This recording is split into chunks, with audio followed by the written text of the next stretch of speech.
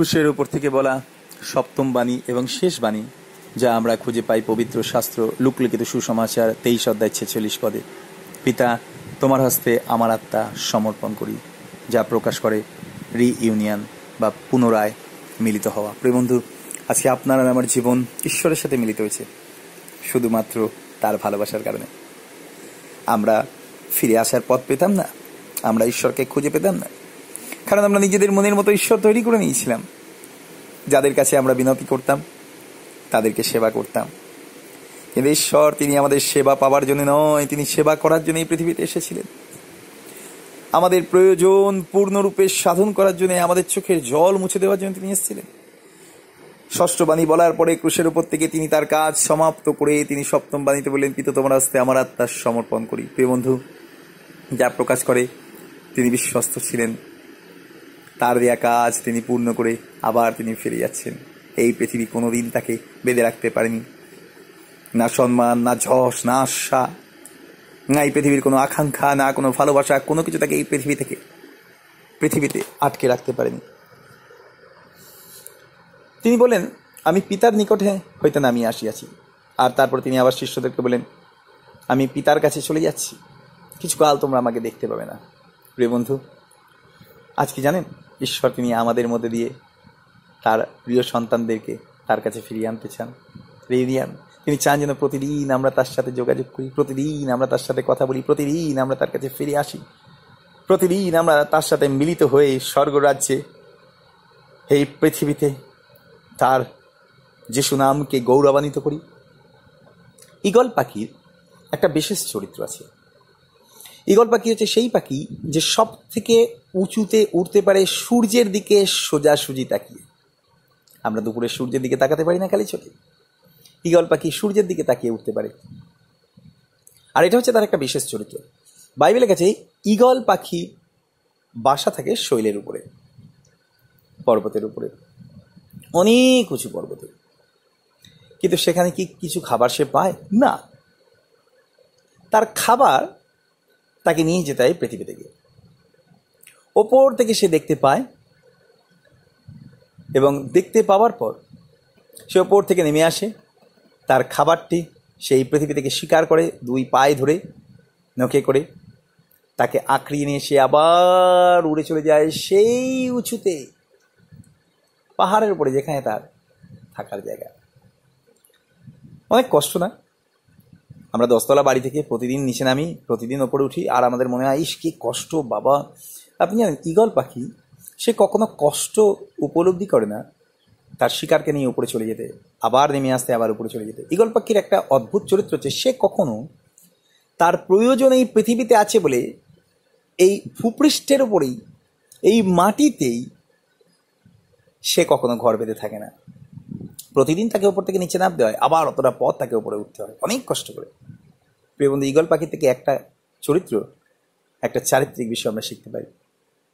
এই পৃথিবীর প্রয়োজন, এই মাটির উপরে থাকা তার খাবারের অন্বেষণ বা তার খাদ্য কখনো তাকে ওপর থেকে নিচে নামিয়ে এনে এই নিচেতেই তাকে আটকে রাখতে পারে না, কোনো শক্তিই পারে না, সে আবার উপরে উঠে যায়। প্রিয় বন্ধু, বাইবেলে লেখা আছে আমরা স্বর্গরাজ্যের প্রজা।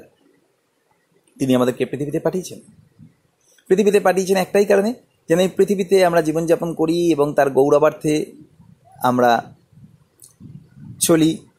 আর তারপরে একটা সময় আসবে যখন আমরা তার সঙ্গে অনন্তকাল থাকবো। তার আগে প্রস্তুতি, প্রতিদিন আমরা তার সঙ্গে সময় কাটাই। প্রিয় বন্ধু, আজকে চিন্তা করুন তো, সারাদিন, বিগত কয়েকটি মাস, পৃথিবীর এমন কি কোনো কিছু যা আপনাকে প্রভুর সাথে পূর্ণ সময় মিলিত হতে বাধা দিয়েছে? প্রতিদিন ভোর থেকে রাত পর্যন্ত তার সঙ্গে সংযুক্ত থাকতে বাধা দিয়েছে? না প্রিয় বন্ধু, যদি তাই হয়ে থাকে, তাহলে আসুন আজকে আমরা ফিরে আসি প্রভুর কাছে। প্রভুকে বলি, প্রভু, আমি আমার জীবনকে তোমার হাতে সমর্পণ করি, কিন্তু আমি আমার আত্মাকে তোমার হাতে সমর্পণ করি, যেন আমার আত্মা চিরকাল তোমার আত্মার সাথে সংযুক্ত আনন্দ করে এই পৃথিবীতে। বাইবেলে গেছে, তোমরা কি জানো না তোমাদের দেহ পবিত্র আত্মার মন্দির? আমরা অনেক সময়, জানেন, এই মন্দিরটায় আমাদের আত্মার উপস্থিতি থাকে না, শুধুমাত্র পবিত্র আত্মার উপস্থিতি থাকে, কারণ আমাদের আত্মা অন্য কিছু চায়। আমাদের আত্মা জাগতিক বিষয়গুলো নিয়ে অন্বেষণ করে। আমরা তৃষ্ণার্ত, এই ক্ষুধার্ত এই জাগতিক বিষয় নিয়ে। আমাদের হৃদয় শূন্যতায় ভরা থাকে, আমরা উপলব্ধি করতে পারি না আরেকজন তিনি নীরবে অপেক্ষা করে বসে রয়েছেন দৈনন্দিনভাবে আমাদের সঙ্গে সহভাগিতায় কাটানোর জন্য। বাইবেলে লেখা আছে, পৃথিবীর যে কোনো স্থানে দুইজন যদি এক চিত্তে কিছু চায় তবে তোমাদের নিমিত্ত তা করা যাইবে। প্রিয় বন্ধু, অনেক সময় আমাদের জীবনে অনেক প্রার্থনা আছে যেগুলোকে বলা হয় অব্যক্ত প্রার্থনা, যার অর্থ হচ্ছে একমাত্র এই প্রার্থনাটা আমি জানি, আর কেউ জানে না, তা অব্যক্ত অন্যের কাছে। কি করে সেই অব্যক্ত প্রার্থনার আমরা উত্তর পাই? যখন সেই প্রার্থনা আমরা আমাদের হৃদয়, আমাদের আত্মা থেকে আমরা করি, আর সঙ্গে পবিত্র আত্মা থাকেন, তখন তিনি সেই প্রার্থনা পিতার কাছে নিয়ে গিয়ে বলেন, প্রভু, এই পৃথিবীতে তোমার এই সন্তান যে প্রার্থনা করেছে সেই প্রার্থনার সাথে আমি একমত। তুমি বলেছো পৃথিবীতে যদি দুইজন এক চিত্তে কিছু যাচনা করে তবে তুমি দেবে।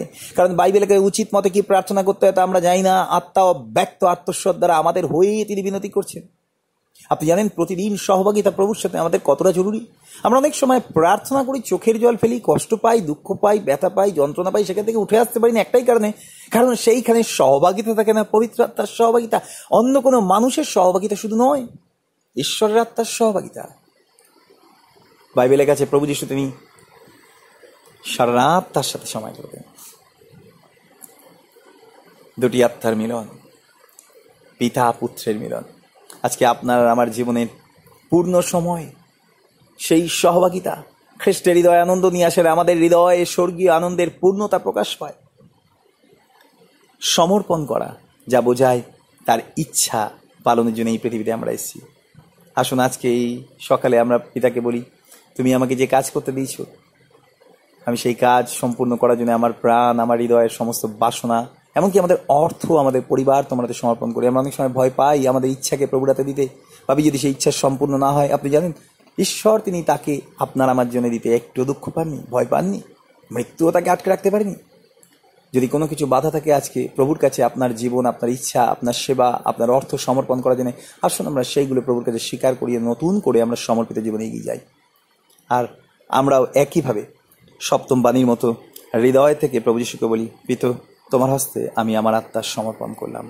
যার অর্থ এই পৃথিবী থেকে তুমি আমাকে এখন নিয়ে যাও সর্বরোচে তা নয়, যার অর্থ হচ্ছে তোমার ইচ্ছা সাধন করতে আমি পৃথিবীতে এসেছি যেন তা করতে পারি, যেন আমার আত্মা আমার নিজের দ্বারা বা এই পৃথিবীতে অন্য কারোর দ্বারা যেন নিয়ন্ত্রিত না হয়। সমর্পণ প্রকাশ করে তোমার ইচ্ছা আমার জীবনে পূর্ণ হোক। প্রভু তিনি আমাদেরকে আশীর্বাদ দিন, আমাদেরকে ধরে রাখুন। ধন্য হোক তার নাম, যিশু নামে, আমেন।